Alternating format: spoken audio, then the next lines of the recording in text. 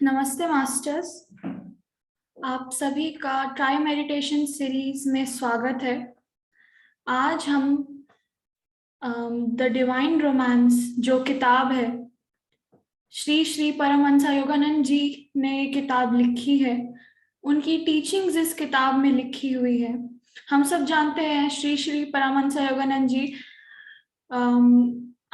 योगी की आत्मकथा के ऑथर हैं, और हम सब जानते हैं कि कितनी इंस्पायरिंग स्टोरी है उनकी, कितने सारे एक्सपीरियंसेस है जो हमें बहुत ज़्यादा क्लैरिटी देते हैं। जब हम अपनी ध्यान की जर्नी स्टार्ट करते हैं या उस मिड जर्नी में भी हम कुछ कुछ ऐसे एक्सपीरियंसेस है जिनसे हम बहुत रिलेट कर सकते हैं, बहुत क्लैरिटी देते हैं। उन्हीं में से एक उनका एक्सपीरियंस था कि जब वो अमेरिका में ध्यान प्रचार के लिए गए थे, तो वहाँ पे उन्होंने उन टीचिंग्स देते समय उन यूनिवर्स का एक फ्लो आया था, और उस यूनिवर्स के फ्लो में उन्होंने कुछ बहुत ही अद्भुत शब्द बोले थे जो इतना ज्यादा सब सब लोगों पे प्रभाव पड़ा था उन शब्दों का कि बहुत ही सारे लोग ध्यान करने लग गए थे, बहुत सारे लोगों को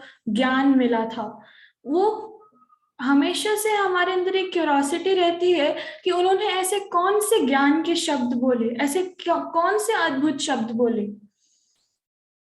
यही अब जो अद्भुत शब्द हैं वो इस किताब में लिखे हुए हैं, और आज हम इस किताब का स्वाध्याय करेंगे, हम रीड करेंगे इसको और साथ में डिस्कस भी करेंगे। तो स्वाध्याय स्टार्ट करने से पहले हम 5 मिनट्स का मेडिटेशन पहले कर लेंगे ताकि एक अच्छी स्टार्ट हो जाए इस स्वाध्याय की।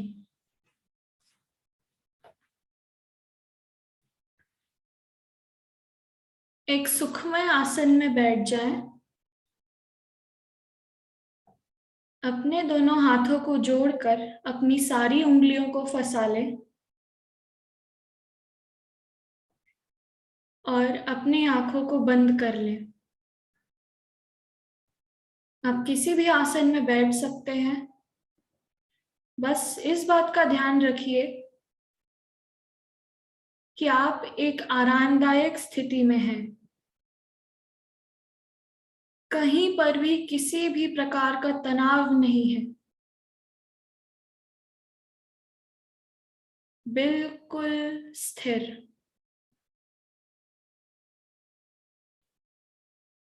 अपनी आंखों को पूरे ध्यान के दौरान बंद रखिए, क्योंकि हमारी आंखें हमारे मन का द्वार है। अब अपना सारा का सारा ध्यान, सारा का सारा फोकस अपनी सहज, सरल और प्राकृतिक श्वास पर लेकर आए। अपनी श्वास को महसूस कीजिए कि वो किस तरह से बह रही है।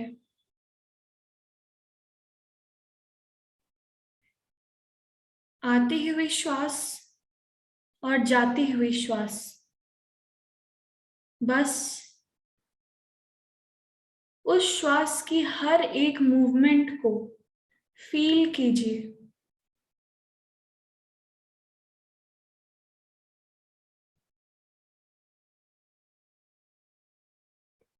एक साक्षी भाव से सब कुछ बस देखते रहिए, महसूस करते रहिए। कुछ भी समझने की जरूरत नहीं है, कुछ भी करने की जरूरत नहीं है, बस देखना है, महसूस करना है। अगर आपके मन में किसी भी प्रकार के विचार आते हैं तो ना तो उन्हें रोकें और ना ही उनमें उलझें। बस एक नदी की तरह उन्हें बहने दें और हर एक विचार को, हर एक सोच को बस बहता हुआ एक साक्षी भाव से देखिए। अगर आप किसी भी प्रकार के विचार में उलझ गए हैं तो अपना सारा का सारा ध्यान वापस अपनी सरल श्वास पर लेकर आ जाएं।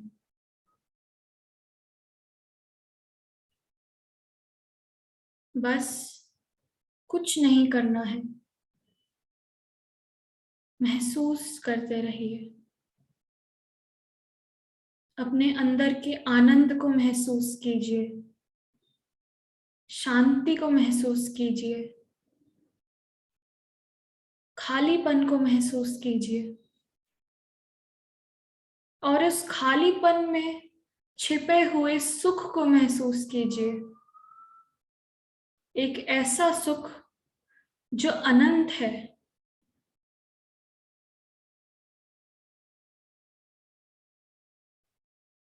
ऐसा सुख जो कभी भी किसी भी भौतिक चीज से नहीं मिल सकता।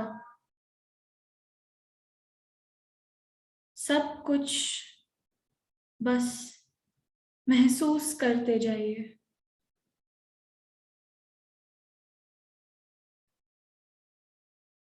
अब हम कुछ देर म्यूजिक के साथ मेडिटेशन करेंगे।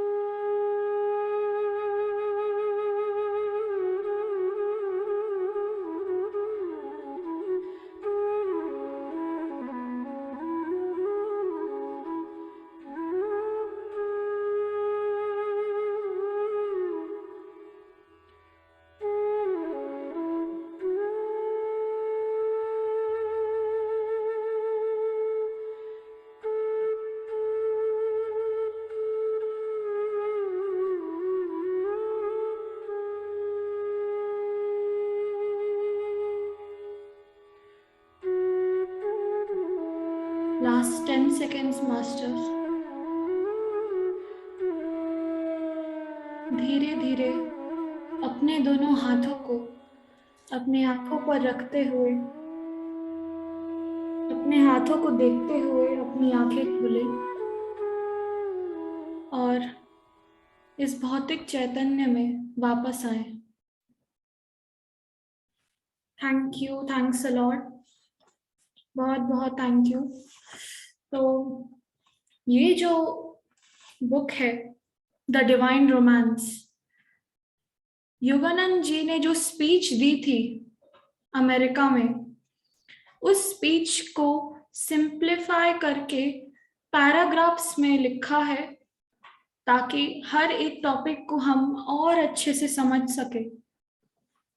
तो हम एक एक करके हर एक टॉपिक पे हम डिस्कस करेंगे। तो आज हम पहला पैराग्राफ डिस्कस करेंगे, पहले पैराग्राफ से स्टार्ट करेंगे स्वाध्याय। और इस पैराग्राफ का नाम है the beginning of the cosmic dream, एक कॉस्मिक ड्रीम की शुरुआत। तो योगानंद जी कहते हैं, to create a mental picture of how it was when God caused the universe to come into being, imagine that you are asleep and calmly dreaming of a vast space. Wherever you look, you behold endless space, not else. You feel it as an infinite, blissful peace permeated by an omniscient intelligence. So it was when that superintelligence began to muse. Long have I remained thus, alone, very peaceful, absorbed in my own bliss, consciousness, and wisdom. But now I am going to dream a cosmos. तो यहाँ पे योगानंद जी बताते हैं कि इसको picture करने के लिए, इसको समझने के लिए हम एक अपने माइंड में एक पिक्चर बनाते हैं। पहले हम ऐसे सोचते हैं कि एक हम सोए हुए हैं, बिल्कुल शांत एक ऐसा सपना देख रहे हैं, और उस सपने में हम एक वास्ट स्पेस को देख रहे हैं, एक अनंत ब्रह्मांड को देख रहे हैं। जहां भी हम देख रहे हैं वहां पे बस अनंतता ही अनंतता है।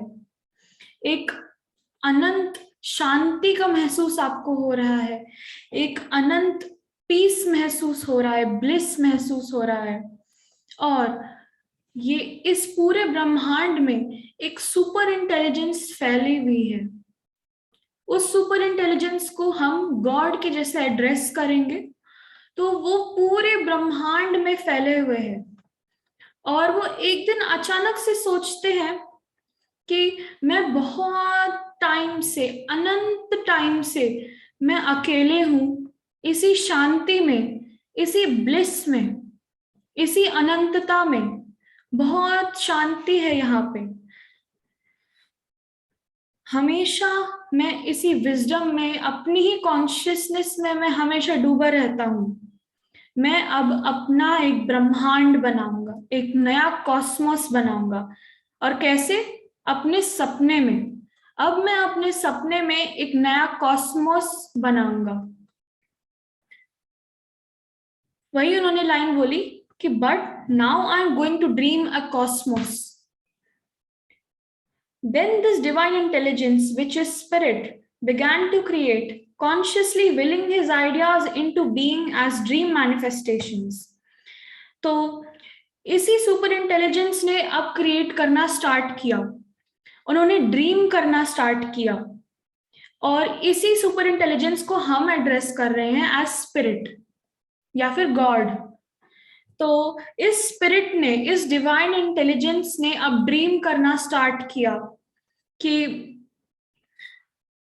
एक, उन्होंने सबसे पहले स्टार्ट किया ड्रीम करना, और जैसे जैसे वो ड्रीम करते गए मैनिफेस्ट होता गया।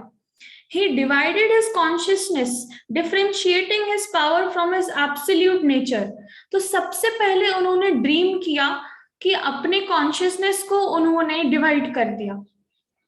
यहाँ पे जितना भी हम रीड कर रहे हैं, जितना भी हम डिस्कस कर रहे हैं, हमें इस बात का ध्यान रखना पड़ेगा कि जितना भी कुछ भी हो रहा है, जितनी भी बातें हो रही है, ये सब उस सुपर इंटेलिजेंस के सपने में हो रहा है, एक ड्रीम में हो रहा है, एक मैनिफेस्टेशन का पार्ट है, एक ड्रीम यूनिवर्स का पार्ट है। तो उसी ड्रीम में, उस ड्रीम यूनिवर्स में उन्होंने सबसे पहली चीज की कि अपने कॉन्शियसनेस को डिवाइड कर दिया। सबसे पहले अपनी कॉन्शियसनेस को दो पार्ट्स में डिफरेंशिएट कर दिया, अपने एब्सोल्यूट नेचर को डिफरेंशिएट कर दिया।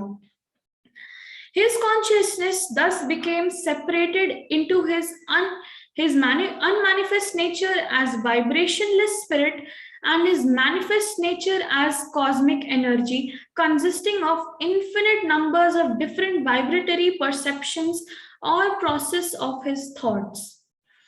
तो सबसे पहले उन्होंने, जैसे अभी रीड किया, कि उन्होंने अपने ही कॉन्शियसनेस को, अपने एब्सोल्यूट नेचर को दो पार्ट्स में डिवाइड किया। पहला his unmanifest nature as vibrationless spirit and दूसरा his manifest nature as cosmic energy। तो पहला था उनका unmanifest nature, ऐसा नेचर जो मैनिफेस्ट नहीं किया गया है, वो पहले से था। और दूसरा उनका मैनिफेस्टेड नेचर, जो कि एक कॉस्मिक एनर्जी बना, consisting of infinite numbers of different vibratory perceptions of and processes of his thoughts। तो हम ऐसे इमेजिन करेंगे कि एक एनर्जी है, एक सिंगल एनर्जी है, एक सुपर इंटेलिजेंस है, उसने अपने आप को दो पार्ट्स में डिवाइड किया। एक जो उसका ओरिजिनल फॉर्म रह गया, जो कि था unmanifested nature, original super intelligence. दूसरा पार्ट हो गया उसका मैनिफेस्टेड नेचर, यानी जो ड्रीम में देखा गया, और उस ड्रीम में अलग अलग वाइब्रेशंस की बहुत सारे थॉट्स थे और बहुत सारे मैनिफेस्टेशंस थे। एक हो गया अनमैनिफेस्टेड नेचर जो ओरिजिनल सुपर इंटेलिजेंस है, दूसरा मैनिफेस्टेड जिसमें इन्फिनिट नंबर ऑफ वाइब्रेशंस है of different types of thoughts, अलग अलग विचारों के वाइब्रेशंस हैं। We know how thought works. When we think of a horse, we do not see the object of our thought. But if we dream about a horse, we behold its image, because our thought is more condensed. And when we see a horse with our physical eyes, our thought is still more condensed, attuned to the grossest vibrations of God's thought, those which manifest in forms of tangible to the sense, manifest in forms tangible to the senses. तो यहाँ पे एक example से बताया गया है कि कैसे हमारे विचार काम करते हैं। फॉर एग्जाम्पल, हम एक घोड़े के बारे में, मैं एक घोड़े के बारे में सोचती हूँ, मैं अभी बैठी हूँ, मैंने बस अपने मन में एक घोड़े के बारे में सोचा, तो मेरे मन में एक घोड़े की एक पिक्चर बन गई, लेकिन वो पिक्चर उतनी क्लियर नहीं होगी। लेकिन अगर वहीं पे मैं सोई हुई हूँ और मैं अपने ड्रीम में एक घोड़े को देखती हूँ, तो वो इतना रियल लगेगा कि मैं एक्चुअली उसको देख रही हूँ। सेम वे है एक फिजिकल घोड़े के साथ भी। जैसे कि यहाँ पे बताया कि हमारे थॉट्स और हमारे ड्रीम में जो हम देखते हैं, हमारे थॉट्स में वाइब्रेशंस जो होती है वो कम कंडेंस्ड होती है, कम इकट्ठी हुई होती है, लेकिन ड्रीम में ज्यादा इकट्ठी हुई होती है, ज्यादा कंडेंस्ड होती है। इसलिए चीजों को इमेजिन कर लेना ड्रीम्स में या फिर देख पाना ज्यादा आसान होता है, रादर देन जब हम थॉट्स में देखते हैं या विचारों में देखते हैं कॉन्शियसली। सेम चीज हुई है यहाँ पे हम सुपर इंटेलिजेंस के साथ। तो सुपर इंटेलिजेंस ने एक सपना देखा, अब हमने देखा कि सपने में बहुत चीजें रियल दिखती है, वैसे ही सपना देखा, उन्होंने घोड़े के बारे में सोचा, और वैसे ही एक फिजिकल घोड़ा तैयार हो गया, क्योंकि ये जो पूरा यूनिवर्स है ये उन्हीं के ड्रीम का पार्ट है। तो हम एक घोड़े को अगर फिजिकल फॉर्म में देखेंगे तो वो गॉड की ड्रीम में सबसे ग्रॉसेस्ट वाइब्रेशन, सबसे ज्यादा कंडेंस्ड वाइब्रेशंस का एक फॉर्म है, फिजिकली जो भी हम देखते हैं। As soon as Spirit started his conscious dream, dividing his intelligence, his power of thought into many things, the law of duality or Maya came into being. जैसे जैसे इस सुपर इंटेलिजेंस ने, ये सुपर इंटेलिजेंस जिसको हम spirit भी बोलते हैं, इन्होंने जैसे जैसे अपनी कॉन्शियसनेस को डिवाइड करना स्टार्ट किया, अपने थॉट्स में और भी अपने इंटेलिजेंस में और ज्यादा डिवाइड करना स्टार्ट किया, वैसे ही कॉन्सेप्ट आ गया हमारा माया का या फिर डुअलिटी का। माया या डुअलिटी मतलब कि मैं अलग हूं, आप अलग है, ये मेरे सामने ये बुक है, ये अलग है, ये टेबल है, ये अलग है।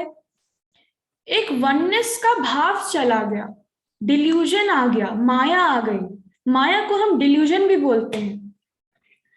When by the creation of duality, the consciousness of spirit separated itself, a portion of that consciousness went out from spirit as an active intelligence force, restless to express its power.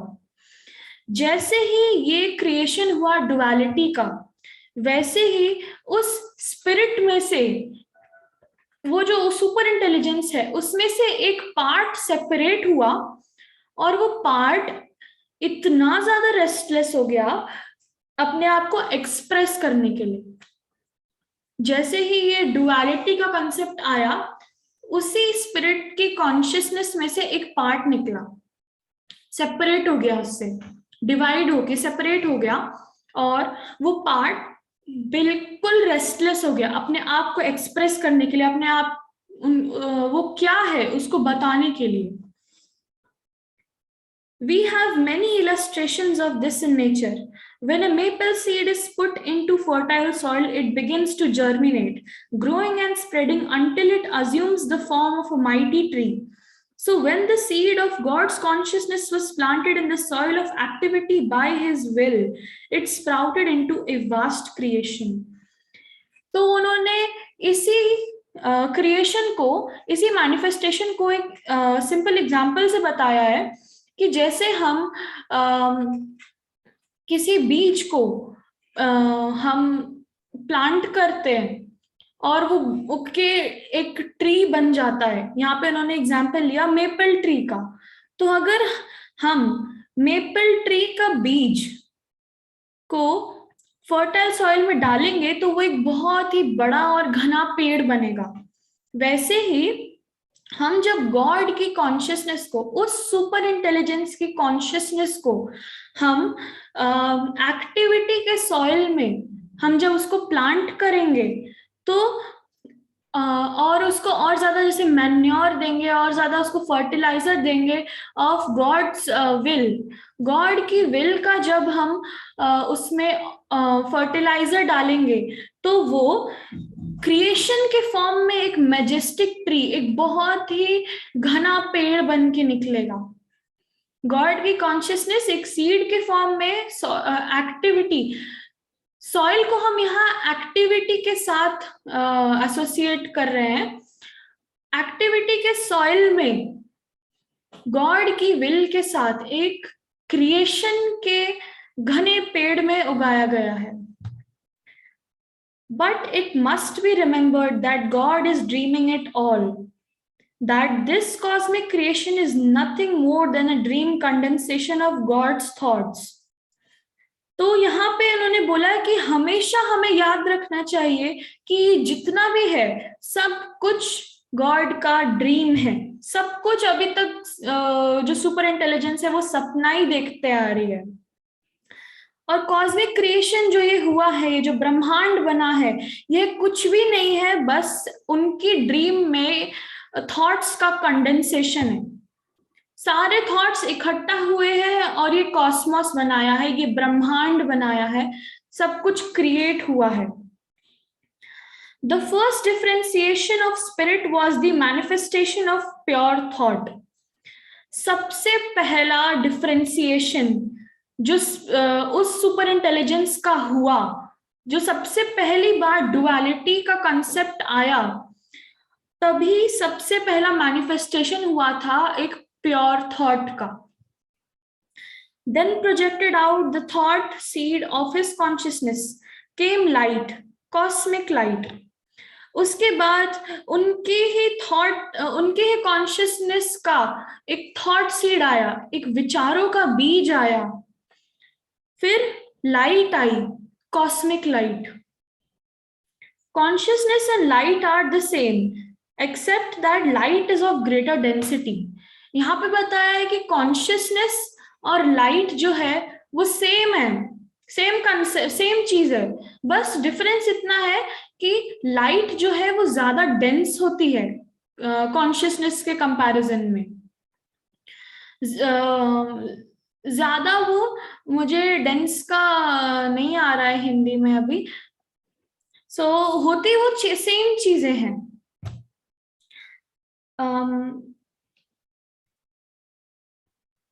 The thought of light is finer than the dream of light, in the same way that the thought of fire is purely a mental concept, but the dream of fire is a perceptible image.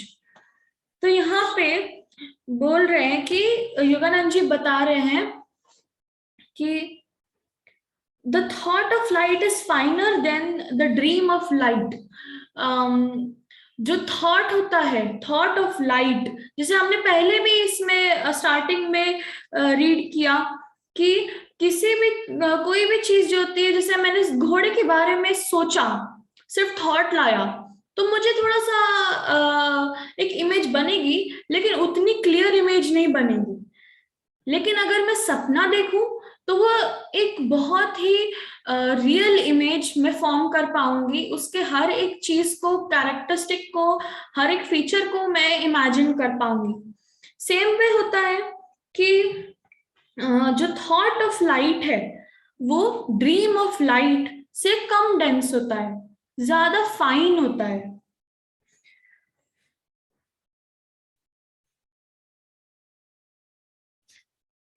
In the same way that the thought of fire is purely a mental concept, but the dream of fire is a perceptible image.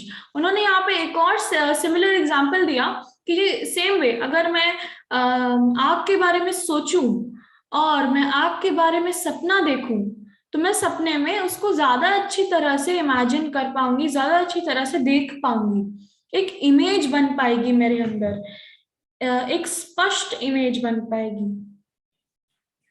After God had willed light into dream existence, he contemplated that what he had created. Well, he thought, this is not exactly what I want. Just light spread all over cosmic space. There should be something more tangible. तो जैसे कि हमने पहले पढ़ा कि जैसे ही ये spirit divide हुई, सबसे पहले गॉड ने क्या थॉट लाया, अपने आप को डिफरेंशिएट किया उनके अनमैनिफेस्ट नेचर और मैनिफेस्ट नेचर में।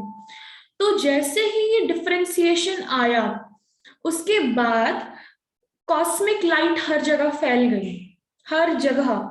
तो गॉड ने फिर सोचा कि मुझे एग्जैक्टली ये नहीं चाहिए, हर जगह लाइट नहीं होनी चाहिए, कुछ और ज्यादा, कुछ और ऐसा करना चाहिए जो थोड़ा सा सेंस बनाए।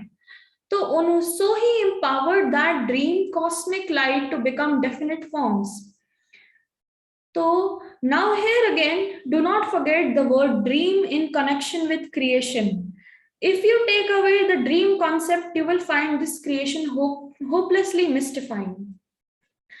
तो गॉड ने जब ये सोचा कि हर जगह लाइट सिर्फ नहीं फैली रहनी चाहिए, थोड़ा सा और सेंस बनाना चाहिए, तो उन्होंने उसी लाइट को और ज्यादा एम्पावर करके डेफिनेट फॉर्म्स देना स्टार्ट कर दिया। और हमें हमेशा याद रखना चाहिए, अभी भी मन में हमेशा ये रहना चाहिए बैक ऑफ द माइंड में कि ये सब कुछ एक सपना है। जितना भी अभी क्रिएट हो रहा है, सब कुछ एक सपने में क्रिएट हो रहा है, सब कुछ अभी वो जो सुपर इंटेलिजेंस है सपने में ही कर रही है। So God's dream light began to play over the spatial territory of the universe. This light is the tissue of all creation, which God began to think or will into a specific system. The finer light of life force, which I call lifetrons, and a condensation of lifetrons into grosser atomic light of protons and electrons. तो यहाँ पे बताया है योगानंद जी ने कि ये जो light है, ये हर एक क्रिएशन का टिश्यू है। जैसे हम बोलते हैं कि हमारी बॉडी में जितने भी ऑर्गन्स होते हैं या ऑर्गन सिस्टम्स होते हैं, जितने भी अंग होते हैं, इंटरनल जो भी अंग होते हैं, एक्सटर्नल, तो सारे जो बने होते हैं वो टिश्यूज से बने होते हैं। टिश्यूज सेल्स का एक ग्रुप होते हैं। वैसे ही ये जितना भी क्रिएशन है, ये ड्रीम क्रिएशन जितना भी है, यह सब कुछ लाइट नाम के टिश्यूज से बना हुआ है। जैसे जैसे हम बोलते हैं कि एक ग्रुप ऑफ टिश्यूज मिलके एक ऑर्गन बनाता है, एक अंग बनाता है हमारी बॉडी में, वैसे ही जो है लाइट जो है, फाइन लाइट, बिल्कुल ही छनी हुई लाइट जो है, जो कि डेंस बिल्कुल भी नहीं है, वो लाइट आपस में आके इकट्ठा होके कंडेंस होके एक ग्रुप बना के बनाती है एक चीज जिसको हम कहते हैं लाइफ्ट्रॉन्स। फिर वो जो लाइफ्ट्रॉन्स है वो और कंडेंस होके इकट्ठा होके ग्रुप बन के बनाते हैं प्रोटॉन्स और इलेक्ट्रॉन्स, जो कि हम जानते हैं एटम्स के, जो कि होते हैं सब एटॉमिक एलिमेंट्स होते हैं, एटम्स के पार्ट्स होते हैं जिनसे हर एक चीज बनी होती है। God gave these protons and electrons a further strength by which they arranged themselves into atoms and molecules। हाँ, यही बात अभी बताई उन्होंने कि गॉड ने और ज्यादा स्ट्रेंथ दी इन्हीं प्रोटॉन्स और इलेक्ट्रॉन्स को, और उन्होंने अपने आप को ब्यूटिफुली अरेंज किया और फॉर्म किए एटम्स एंड मॉलिक्यूल्स।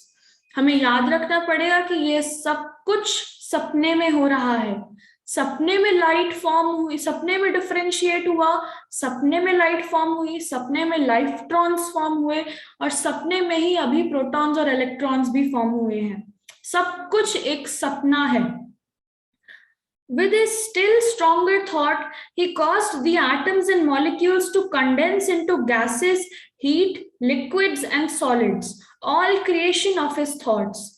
और उन्होंने उन्हीं एटम्स एंड मॉलिक्यूल्स को और ज्यादा पावर दी, और ज्यादा स्ट्रेंथ दिया, और उन्होंने ड्रीम किया, उन्होंने सपना देखा, अपने सपने में और एड ऑन किया gases, heat, liquids and solids. The nebulas और gases came first। सबसे पहले gases आए, क्योंकि हम जब पढ़ते हैं कि कोई भी चीज जब बनी होती है, ऐसे हम सॉलिड्स, लिक्विड्स, गैसेस के बारे में बात करते हैं, तो गैसेस में जो मॉलिक्यूल्स होते हैं, जो उसके कण होते हैं माइक्रोस्कोपिक लेवल पे, वो थोड़े दूर दूर होते हैं, ज्यादा कंडेंस्ड नहीं होते। वही लिक्विड्स में वो और पास होते हैं, जिसकी वजह से उसको और एक डेफिनेट शेप मिल पाता है। और वही सॉलिड्स में वो बिल्कुल ही पैक्ड होते हैं, बिल्कुल पास पास होते हैं, तभी सॉलिड्स जो होते हैं एक डेफिनेट शेप के होते हैं। इसलिए सबसे पहले बने गैसेस, क्योंकि वो उतने कंडेंस्ड नहीं है। फिर लिक्विड्स, उसको और कंडेंस किया, फिर सॉलिड्स, उसको और कंडेंस कर दिया। And according to his dream idea, then he began to dream into those nebulas a very strong force, and he willed, let these gases be condensed to produce heat, liquids, and solids. And according to his dream idea, it was so. God had worked out a process of Maya or delusion by which air, fire, water, and earth would appear to be different, though no difference really existed except in the thoughts of his dreaming consciousness. तो यहाँ पे वही अभी same चीज जो हमने अभी discuss की, गैसेस, लिक्विड्स और सॉलिड्स वाली, उन्होंने वही सोचा कि अब ये जो गैसेस फॉर्म हुए हैं, इन गैसेस को और कंडेंस कर दूं। अब उन्होंने अपने ड्रीम में सोचा कि अब मैं इन गैसेस को और कंडेंस करता हूं टू फॉर्म हीट, लिक्विड्स और सॉलिड्स। उसके बाद ये जो पूरा कॉस्मोस है, ये इकट्ठा होने लग गया, और कंसेप्ट आया माया और डिल्यूजन का। इसी माया और डिल्यूजन के प्रोसेस में ये जो एलिमेंट्स होते हैं, मेन एलिमेंट्स हम बोलते हैं एयर, फायर, वाटर, अर्थ, ये सारे एलिमेंट्स एक्चुअली ये डिफरेंट दिखते हैं। ये सारे आए, पहली बात इसी प्रोसेस में आए, लेकिन हमें ये ध्यान रखना होगा कि ये सारे डिफरेंट दिखते हैं, बट एसेंशियली ये सब कुछ उसी ड्रीम कॉन्शियसनेस का एक पार्ट है। सब कुछ सेम है, उन्हीं लाइफ्ट्रॉन से बना है। सबसे बड़ी बात, उसी सपने का एक पार्ट है, कुछ भी डिफरेंट नहीं है, सब कुछ सेम है, एक्सेप्ट इस फैक्ट है कि वो एक ड्रीम कॉन्शियसनेस में, ड्रीम कॉन्शियसनेस में बस अलग दिखता है कुछ नहीं अलग, इनफैक्ट है ही नहीं. Then he said, let us now begin to enjoy this dream creation of mind. और अंत में जब ये पूरा कॉस्मोस उन्होंने क्रिएट कर दिया, तब वो सुपर इंटेलिजेंस बोलती है, अब इस क्रिएशन को हम इंजॉय करते हैं. तो योगानंद जी ने अपने पहले पैराग्राफ में इतना ही बताया. मैं एक बार समराइज कर देती हूँ. तो ये पैराग्राफ स्टार्ट हुआ था और हमें इमेजिन करने के लिए बोला गया था कि हम एक ऐसी जगह पे हैं, ऐसा है कि एक अनंतता हर जगह फैली हुई है और उस अनंतता में एक सुपर इंटेलिजेंस फैले हुए हैं. वो सुपर इंटेलिजेंस हमेशा से एक सुख में, एक शांति में रहते आ रहे हैं और अपने ही कॉन्शियसनेस में वो हमेशा डूबे रहते हैं. एक दिन वो बोलते हैं कि चलो एक नया कॉस्मोस बनाया जाए, एक नया ड्रीम क्रिएशन बनाया जाए. और वहीं से स्टार्ट हुआ उनका सपना देखना. और उसी सपने में उन्होंने सारी की सारी चीजें क्रिएट करनी स्टार्ट की. उन्होंने ये चीज एक एग्जाम्पल से समझाई थी कि जैसे हम अपनी सोच में एक घोड़े को देखते हैं और हम अपने सपने में एक घोड़े को देखते हैं, तो सपने में एक ज्यादा क्लियर इमेज बनती है, ऑलमोस्ट कि मैं उसको एक्चुअल में देख रही हूँ. वैसे ही गॉड ने भी सपने में एक घोड़ा देखा और एक घोड़ा मैनिफेस्ट हो गया. तो सबसे पहले स्टार्ट हुआ, गॉड ने अपने ही स्पिरिट को, अपने ही कॉन्शियसनेस को दो पार्ट्स में डिवाइड किया. उनका अनमैनिफेस्ट नेचर जो उनका ओरिजिनल उनका जो कॉन्शियसनेस था, और दूसरा उनका मैनिफेस्ट नेचर जो कि इन्फिनिट नंबर ऑफ थॉट्स और विचारों से भरा हुआ था, जो अलग अलग वाइब्रेशंस की थी. तो उन्होंने उनकी इसी क्रिएशन से निकली लाइट, कॉस्मिक लाइट, और वो लाइट हर जगह फैल गई. गॉड ने फिर सोचा कि हर जगह लाइट नहीं होनी चाहिए, मुझे थोड़ा सा और इसको रियलिस्टिक बनाना चाहिए, थोड़ा सा और सेंस से सब कुछ बनाना चाहिए. तो उसी लाइट को उन्होंने और ज्यादा कंडेंस किया और ज्यादा इकट्ठा किया अपने ही ड्रीम में, और बनाए लाइफ्ट्रॉन्स. फिर उन इलेक्ट्रॉन्स को और पावर दिया और कंडेंस किया, तो बने इलेक्ट्रॉन्स एंड प्रोटॉन्स. फिर उन इलेक्ट्रॉन्स और प्रोटॉन्स को उन्होंने और पावर दिया अपने ड्रीम का, अपने ड्रीम कॉन्शियसनेस का, अपने थॉट्स का. और उन इलेक्ट्रॉन्स और प्रोटॉन्स ने अपने आप को ब्यूटिफुली अरेंज किया into atoms and molecules. Atoms और मॉलिक्यूल्स पास आते गए, गैसेस बने, गैसेस और कंडेंस होते गए और heat, liquids and solids form हुआ. इतना सारा डेफिनेट मैटर बनने के बाद आया कंसेप्ट माया या फिर डिल्यूजन का. क्योंकि है तो सब कुछ सेम, सब कुछ एसेंशियली उस ड्रीम कॉन्शियसनेस का पार्ट है, लेकिन दिखता सब कुछ अलग है. जितने भी एलिमेंट्स है, एयर, फायर, वाटर, अर्थ, सब कुछ अलग दिखते हैं लेकिन है सब कुछ सेम. और एंड में गॉड ने बोला, उस सुपर इंटेलिजेंस ने बोला कि अब इस क्रिएशन को, मेरी इस क्रिएशन को अब हम इंजॉय करते हैं. तो इस पैराग्राफ में उन्होंने इतना ही बताया था. थैंक यू एवरीवन, इसको साथ में डिस्कस करने के लिए, स्वाध्याय करने के लिए. Thank you.